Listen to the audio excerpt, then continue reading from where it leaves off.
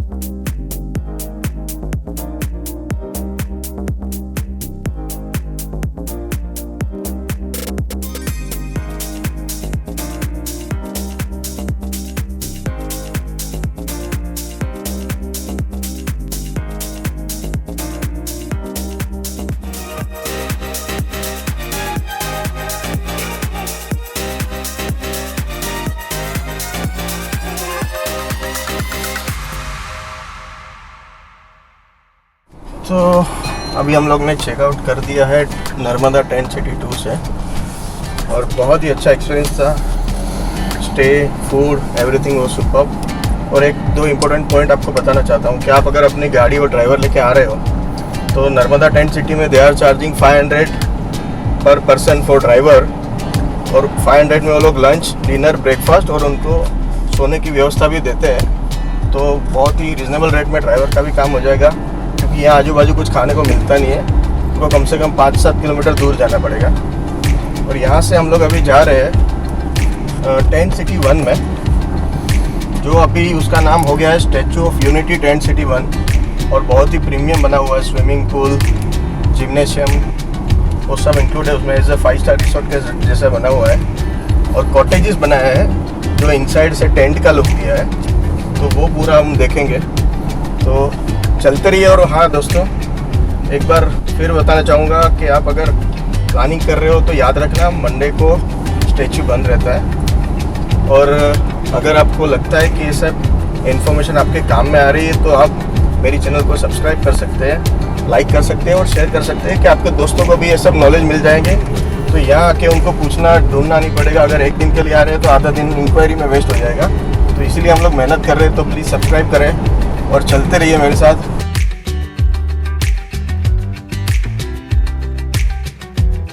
तो हम लोग अभी पहुंच रहे हैं टेंट सिटी 1, जिसका अभी नया नाम है statue of unity tent city.